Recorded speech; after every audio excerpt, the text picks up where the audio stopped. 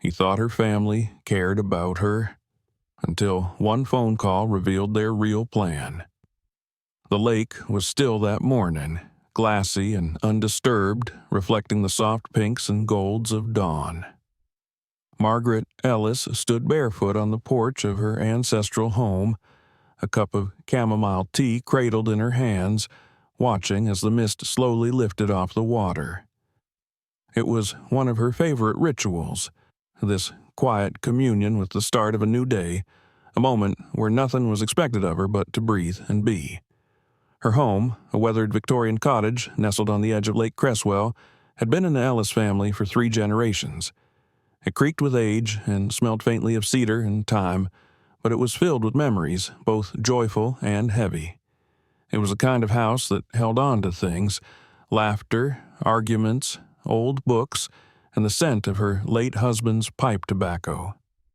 Margaret, now 74, had lived there alone for nearly 5 years. Since Thomas passed away, cancer, swift and cruel, the silence had grown familiar, even welcome at times. She had retired from teaching a decade ago, after nearly 40 years as a high school English teacher. Her days now were filled with small rituals, morning tea, tending her flower beds, tutoring the occasional student in literature, and writing poetry that she never shared with anyone. Her son, Adam, called every couple of weeks, usually on Sundays, just long enough to inquire about her health and the house. His voice was always clipped, efficient, like a man running down a checklist. How's the furnace? Are you eating enough? Still seeing the doctor regularly? He'd end the call with a distracted, "Love you, Mom," already moving on to whatever was next on his schedule. Margaret used to wait for those calls with a flutter of hope, but now she kept her expectations low. It hurt less that way. Her granddaughter, Lily, visited now and then. Sweet Lily with the dark curls and bright eyes. But lately, even those visits had grown sparse. College, work, boyfriends, life. Margaret understood. She remembered being 20, the pull of independence, the thrill of escape, but it didn't stop the ache when the days stretched long and silent, punctuated only by the chimes of the old clock in the parlor or the soft mews of her cat, Hemingway. That morning, as she turned to go inside, the phone rang. She picked it up with a practiced calm. "Hello?" "Hey, Mom." Adam's voice came through, slightly muffled. "Hope I didn't wake you." "Of course not," she said, sitting in the kitchen with her tea, the lake's reflection dancing on the glass of the back window. "I've been up for hours. Beautiful morning here. Glad to hear it." He cleared his throat. "Listen, I was thinking of coming up this weekend, just for a night. Maybe bring Lily." Margaret blinked in surprise. "Oh, that would be lovely. The garden's in bloom. I'd love to show you the irises. I've been working hard on them this spring." "Yeah, sounds great," Adam said, though she doubted he heard a word. "Also, I was hoping we could talk about some things. Nothing serious, just some ideas I've been working on." A small knot formed in her stomach. "Of course. We'll have a proper dinner. Maybe I'll make your favorite. Chicken pot pie." "Perfect. Love you, Mom." "Love you too, dear." She set the phone down and stared out at the lake again. Her fingers tightened around the ceramic cup, the tea now lukewarm. There had been something in his tone. Rehearsed, maybe. Or maybe she was imagining things. Either way, it would be nice to have company, to have the house filled again, even briefly. That Saturday, she woke up early to bake a pie, clean the guest rooms, and set the dining table with her mother's old china. She moved more slowly these days, arthritis in her knees, a slight tremor in her right hand. But she enjoyed the bustle. It reminded her of holidays past, when the house had been alive with footsteps and conversation. Adam arrived just after noon, stepping out of his silver SUV in khakis and a polo shirt. Lily followed, wearing oversized sunglasses and scrolling on her phone. She hugged Margaret with a practiced affection, already distracted. "Grandma, your place is so vintage," Lily said, wrinkling her nose at the wood-paneled hallway. "It's old," Margaret corrected with a smile, "but it has good bones." Adam glanced around as if assessing the structure. "Still solid," he said, rapping a knuckle against the banister. "You've done a good job keeping it up."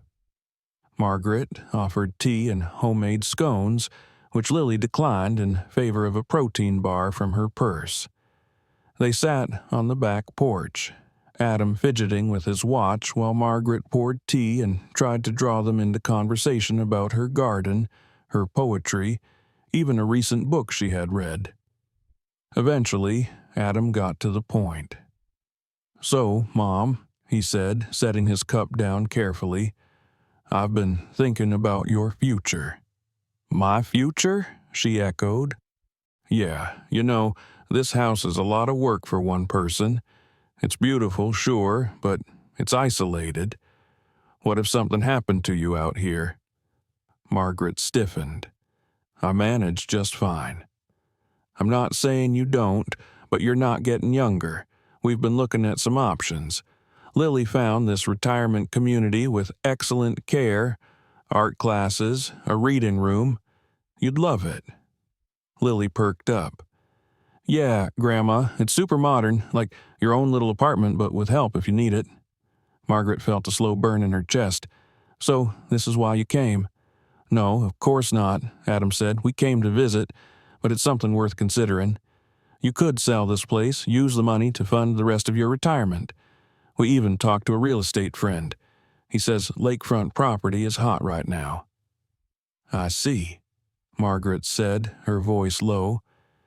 "Just think about it," he said quickly.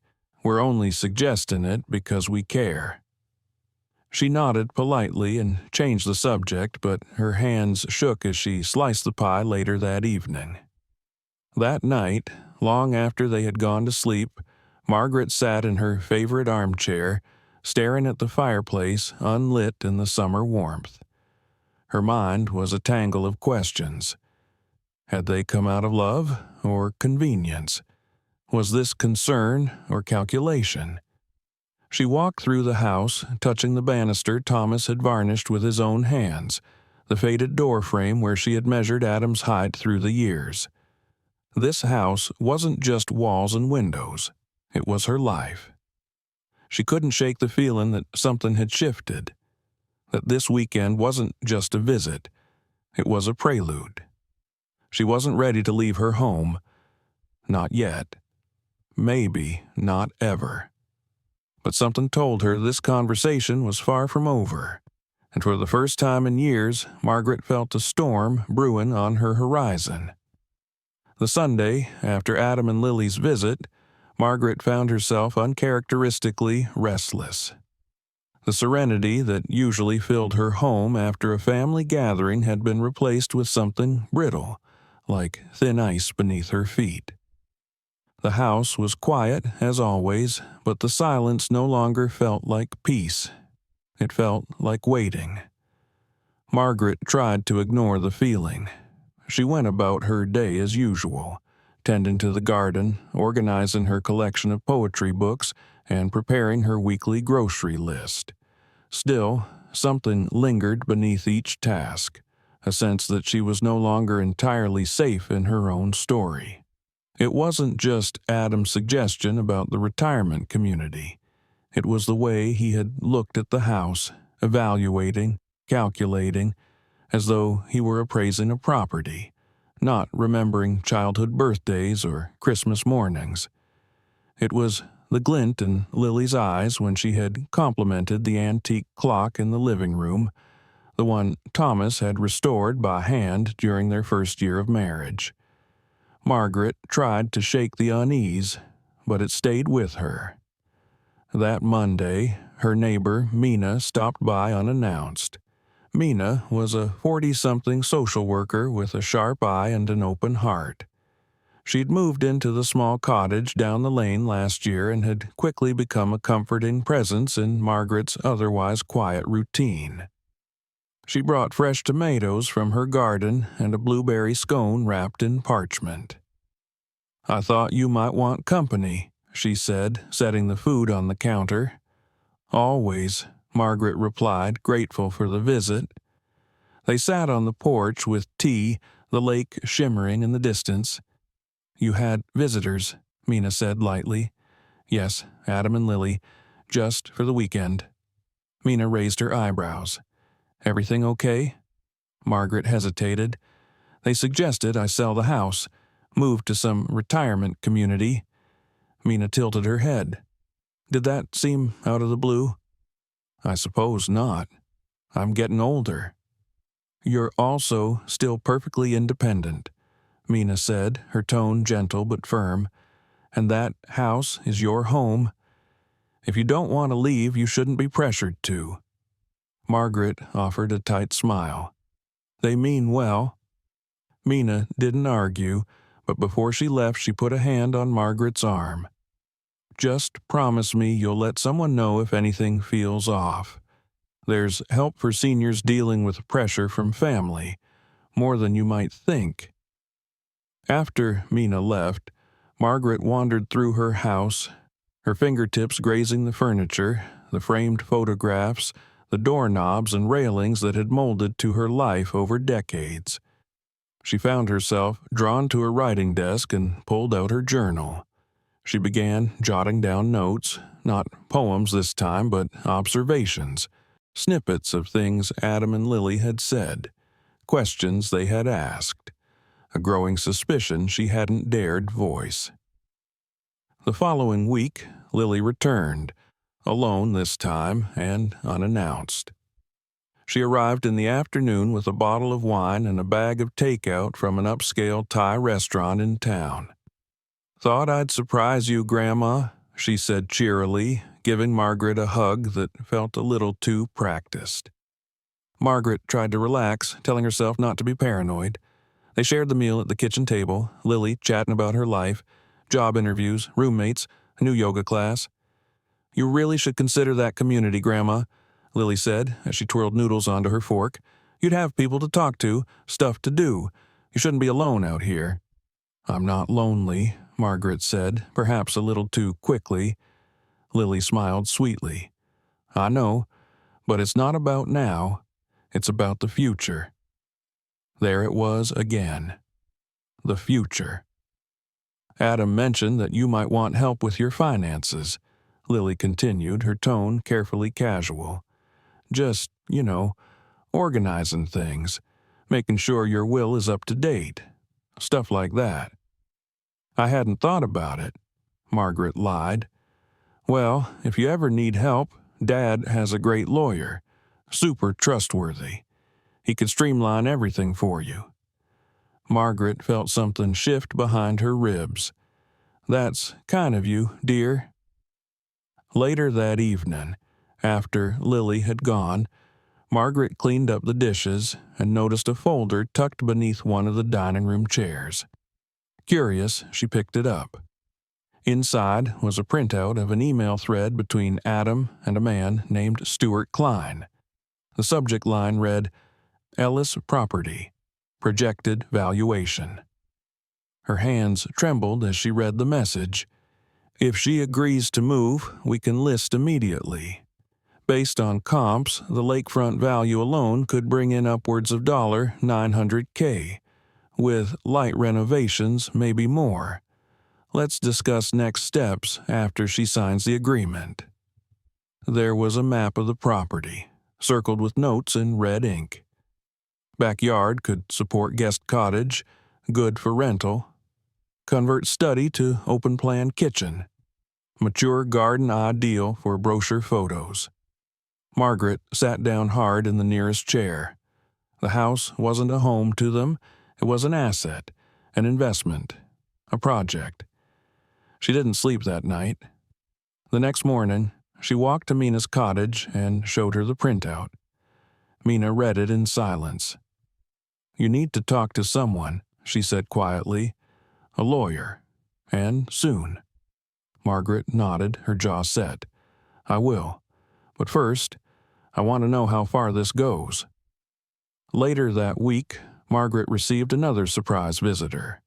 This time it was Reuben, her nephew from Thomas's side, whom she hadn't seen in years. He was in his early 40s now, broad-shouldered and slick in demeanor, with expensive shoes and a smile that didn't reach his eyes. He claimed he was in the area for a conference and thought he'd drop by. They sat in the living room as he sipped her coffee and complimented the decor. "Uncle Thomas always loved this place," he said. "Feels like a shame for it to sit here unused." "It's not unused," she replied coolly. "I live here." Sure, he said quickly. "But you could be somewhere easier, right? One floor, no maintenance. This place could do a lot of good for the family if you think about it." Margaret's stomach twisted. Then he handed her a glossy brochure. A startup investment opportunity. "Low risk, high return," he promised. "You invest, we grow. Everyone wins." Margaret smiled and thanked him politely. But when he left, she added his name to her journal, along with a quote he had let slip. "Your son said you might be looking for ways to grow your savings." That night, Margaret pulled out her poetry notebook, but she didn't write a poem. She wrote a question in thick black ink. What is the price of love when it's offered with conditions? She sat by the window until morning, watching the lake go still. She was beginning to see the cracks in the mirror, fine fractures in the image of the family she had held so dearly. And she was beginning to understand that if she didn't take action soon, those cracks would shatter her entire world. The wind howled off the lake that Wednesday night, rattling the window panes in Margaret's study as if warning her of what she was about to find. She had spent the past several days moving through her life like a ghost, watering her lilies, organizing her spice rack, listening to the radio, but never truly present. Ever since finding the email about the property, her world had tilted. Something that once felt foundational, family, was now unsteady beneath her feet. She had written down everything. The folder Lily accidentally left behind, the awkward conversation with Reuben, the investment brochures, the sudden interest in her will, and she had begun locking important documents in the old, roll-top desk Thomas once used, hiding the key in the false bottom of her sewing drawer. But the part that hurt most wasn't the manipulation, it was the smile that came with it, the fake kindness, the way her own flesh and blood cloaked greed and concern. She tried to give them the benefit of the doubt. Maybe they were just planning for the future. Maybe they thought they were helping.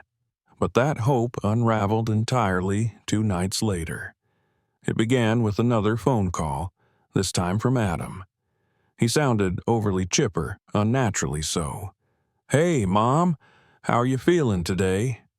"Fine," she replied, suspicious of his tone. "How are things with you?" "Oh, busy as always," he said. "Listen, I've set up a quick meeting for you with a lawyer friend of mine, Stuart Klein.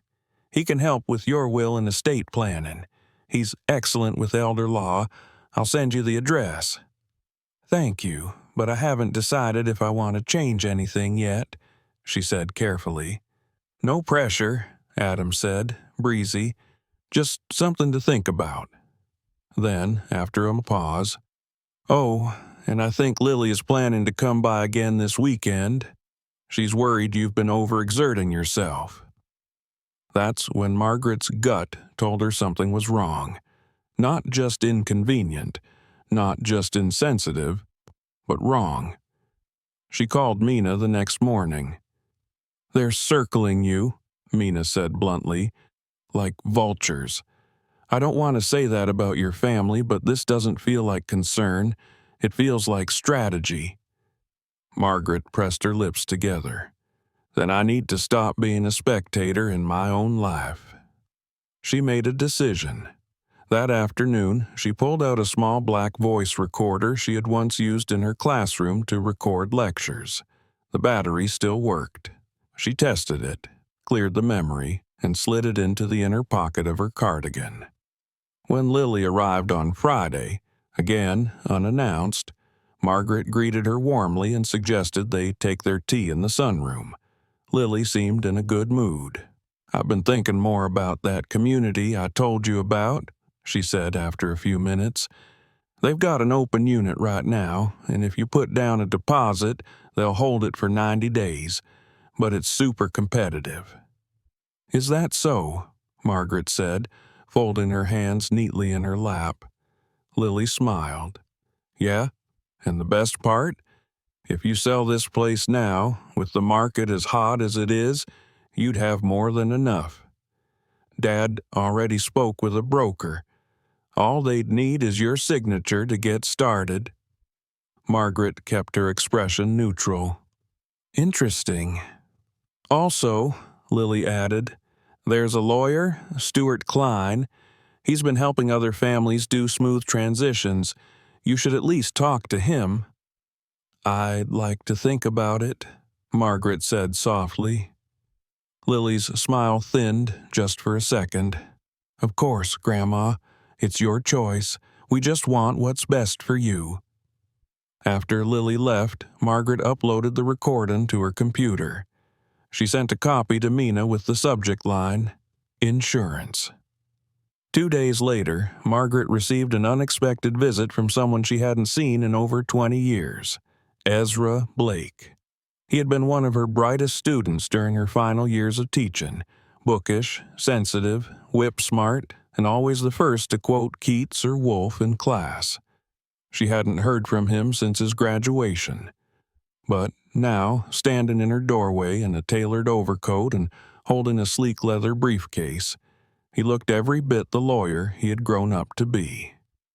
"Mina called me," he explained after she invited him in. "She thought you might need someone you could trust."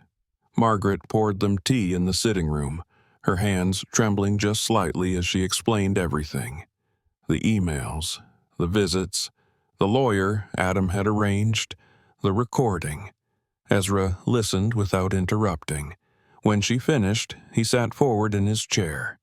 "You have every right to feel violated," he said, "and you're not alone. Financial exploitation of seniors, especially by family, is more common than most people realize. But you're smart.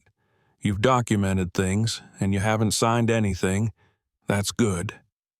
"What should I do?" she asked, her voice quiet. "Protect yourself," Ezra said, "immediately. We'll start by revoking any access they have to your accounts. Then we'll update your legal documents, new will, new power of attorney, new medical directive, and, most importantly, we'll document the reasons for the changes to preempt any claims of mental instability." "You think they'll fight back?" Ezra didn't sugarcoat it. "If they think they're entitled to your estate, yes. But if we're smart and fast, we can stay ahead." He opened his briefcase and began drafting the legal paperwork. Margaret signed where he showed her, feeling the weight of each pen stroke like a shield rising around her. Before he left, Ezra turned back at the door. "You're brave," he said. "Most people don't stand up to this kind of betrayal, especially when it comes wrapped in family." Margaret didn't respond right away, but later that evening, as she sat by the fire with a fresh journal in her lap, she wrote just one line on the first page. "Sometimes the most dangerous strangers are the ones you raised." The next week passed in a blur of paperwork and security changes. Margaret called her bank and revoked Adam's access to her accounts.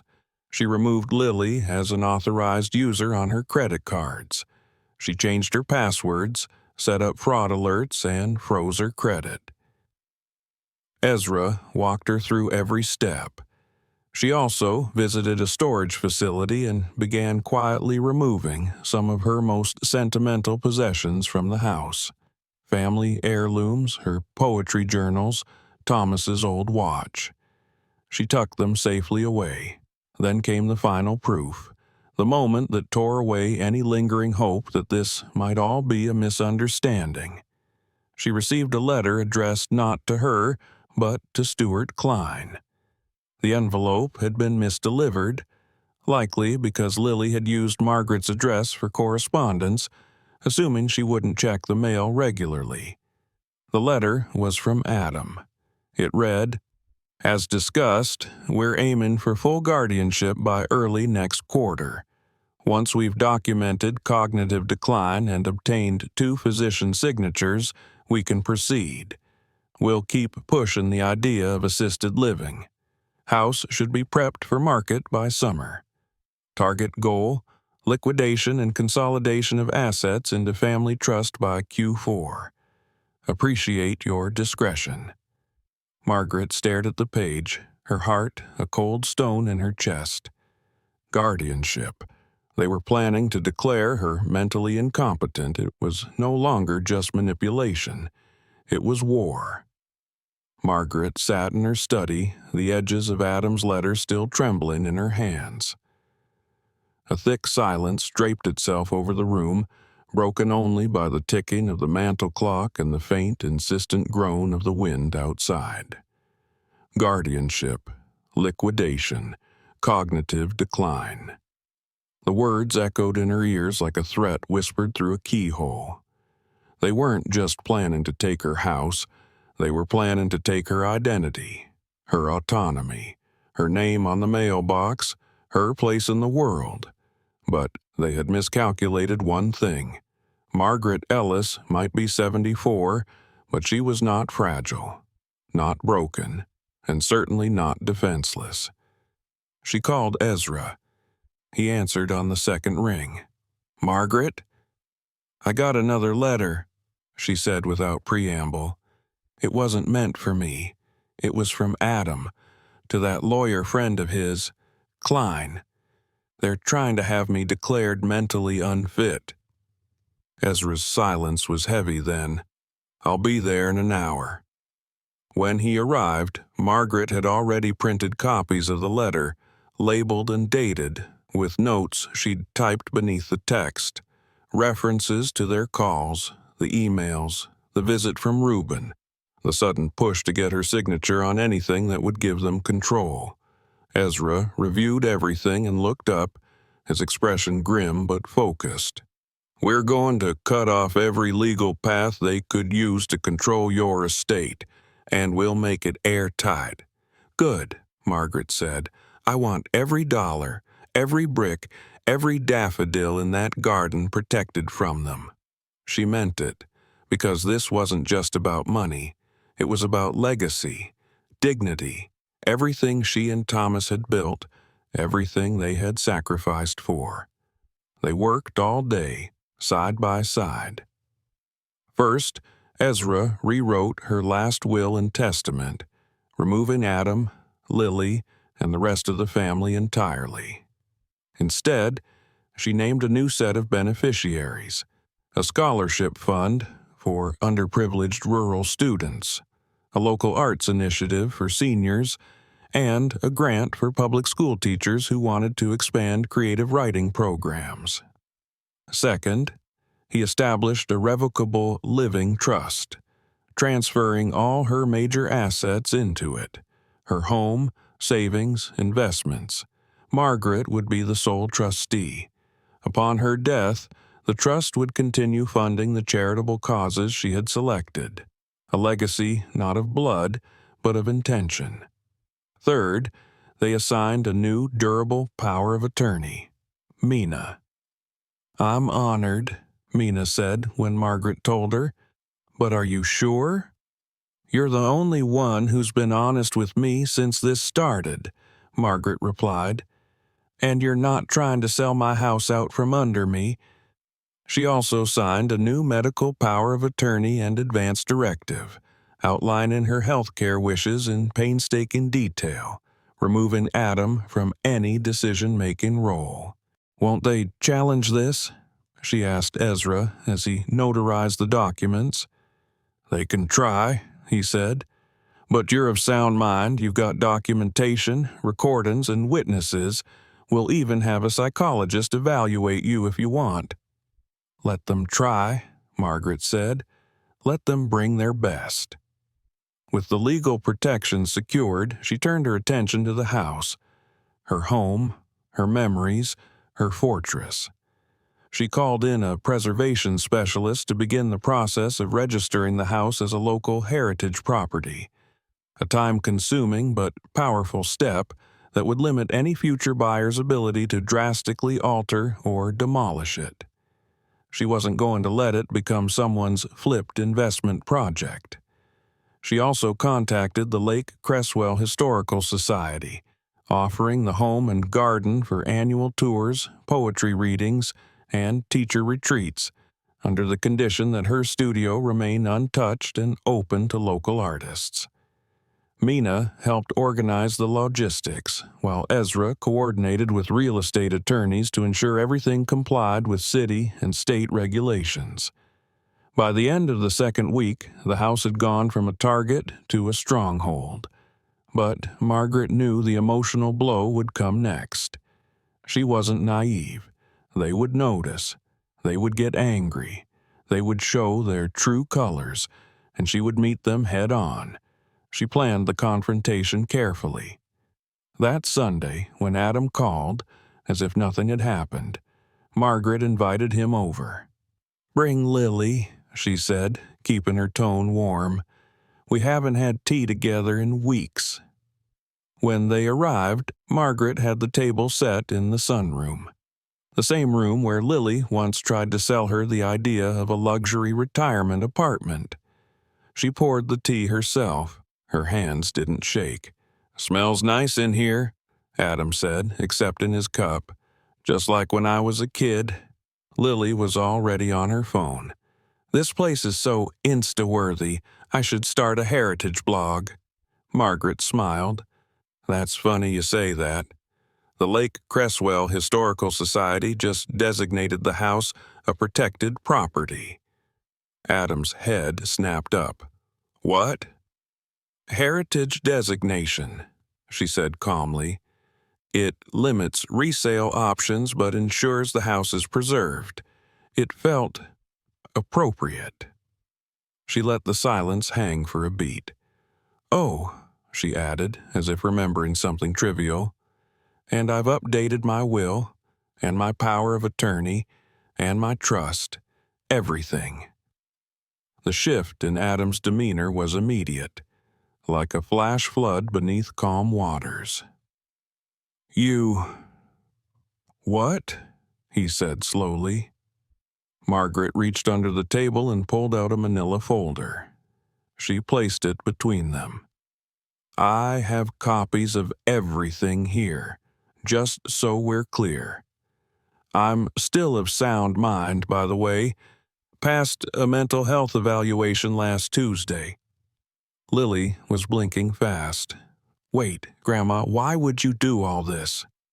"I think you already know," Margaret said softly. "I've heard the conversations, I've read the letters, and I've realized something. The people I thought loved me were planning to erase me." "That's not fair," Adam said sharply. "We were trying to help." "By taking guardianship?" Margaret asked, her voice sharper than steel. "By coordinating my decline with a lawyer I've never met? By planning the sale of my house behind my back? How did you... He stopped, realizing. "I heard everything," she said. "That phone call. You forgot to hang up." Silence.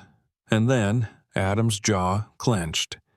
"You're blowing this out of proportion." "No," she said. "I'm seeing things clearly for the first time in years." Lily looked down, avoiding her gaze.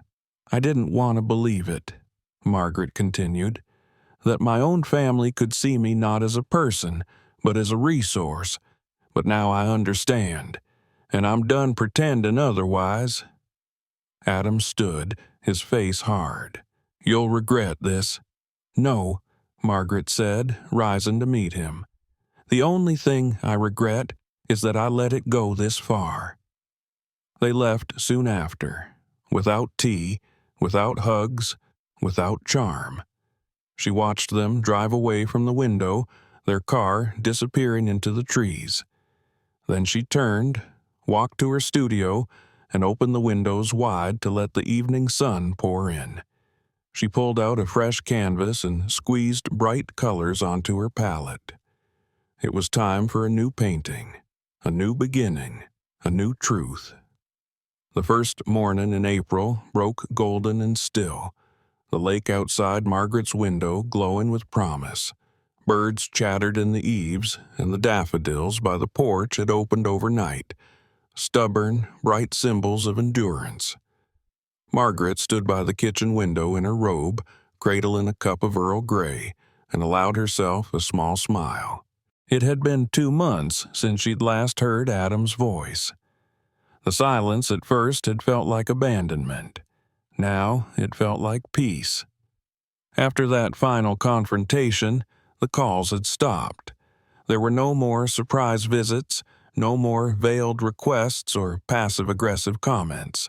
Only a brief flurry of emails from Clara, all passive warmth and hollow concern. "We're worried about you, Margaret. Let us help. Don't make decisions you'll regret." Margaret never replied. Lily sent a single text. "I didn't mean to hurt you." She didn't respond to that either. Instead, Margaret turned inward, not in sadness, but in rebuilding. Her studio, once a quiet refuge, had transformed into a vibrant workshop. The walls were now lined with her newest watercolors, bold landscapes, stormy seas, and still life is so full of color they practically pulsed. There was something different in her brushstrokes now. Less restraint, more honesty. Ezra, true to his word, had seen every detail of her legal reorganization through. Everything was protected, structured, secure. The scholarship fund she created had already received its first application. A high school girl from a low-income family with a passion for poetry and nowhere to pursue it. Margaret wrote her a personal letter of encouragement, folded it carefully, and sealed it with trembling but joyful hands. But the most unexpected joy came from reconnecting with someone she had thought lost for good, Jude. She saw him again for the first time during a community art show at the library. She had gone on a whim at Mina's gentle urging, bringing along 2 of her recent watercolors.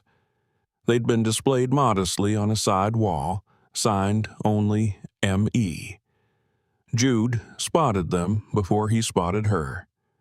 He was standing in front of her painting of the lake, a summer dusk piece full of gold and lilac light, his arms folded, eyebrows knitted in that thoughtful way of his.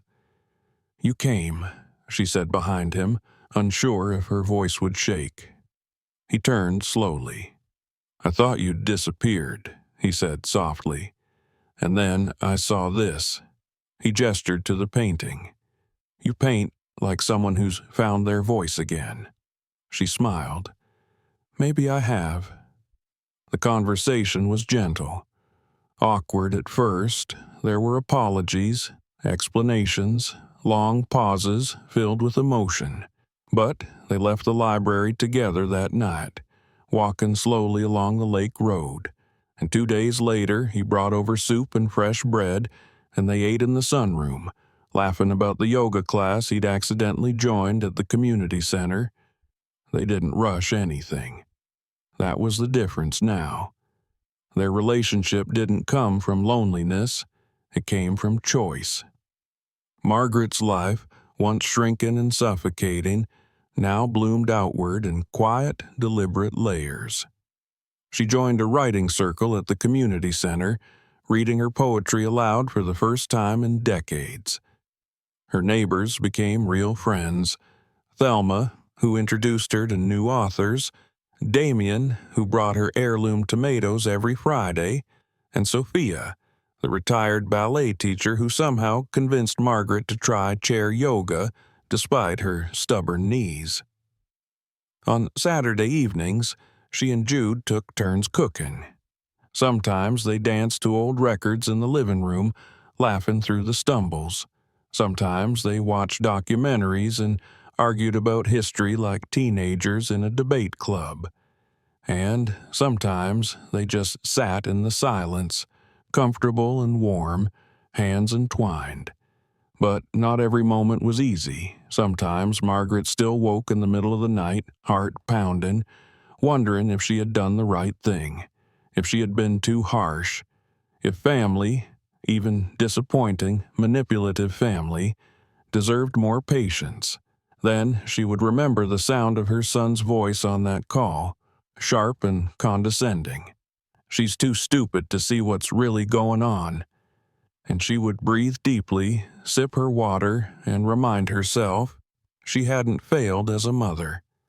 They had failed as human beings. One morning, while organizing old boxes in her attic, Margaret came across a photograph. It was yellowed at the edges, curled slightly with age. Thomas stood in their first garden, muddy and grinning, holding a baby tomato plant like a trophy. She was beside him, hair in a scarf, smudged with dirt and sunlight, laughing so hard her eyes had closed. She stared at it for a long time. Then, gently, she framed it and placed it on the mantel above the fireplace. That afternoon, Jude helped her set up for the Lake Cresswell annual art walk. She was one of the featured local artists now. Her paintings hung beside professionals, admired by strangers who had no idea she was once nearly erased by the people who were supposed to love her most. But she had refused to disappear, and she had built something new, something better. At the end of the show, a young woman approached her, brown-skinned, bright-eyed, trembling as she held up Margaret's painting of the lake at dusk. "You painted this?" she asked. Margaret nodded. The girl's eyes filled with tears. "I've never felt like someone understood how that moment feels. That light, that stillness. I didn't think anyone else saw the world that way." Margaret smiled, her voice steady. "You're not alone." The girl asked her to sign the back of the canvas. As Margaret wrote her name, she realized she wasn't just signing a painting. She was signing a declaration of survival, of independence, of self-worth. That night, she returned home and stood at the east-facing window of her studio.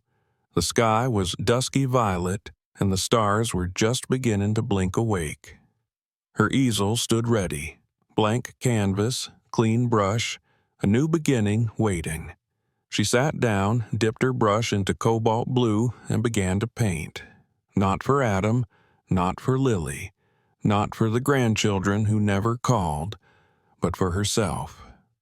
Each stroke was freedom, each line was proof that she had reclaimed her life, that her story wasn't over, and that family, the real kind, was made not of blood, but of respect, love, and choice.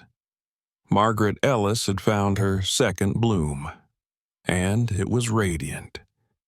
If you enjoyed this story, don't forget to subscribe for more powerful and true-to-life stories, and let us know in the comments, where are you watching from?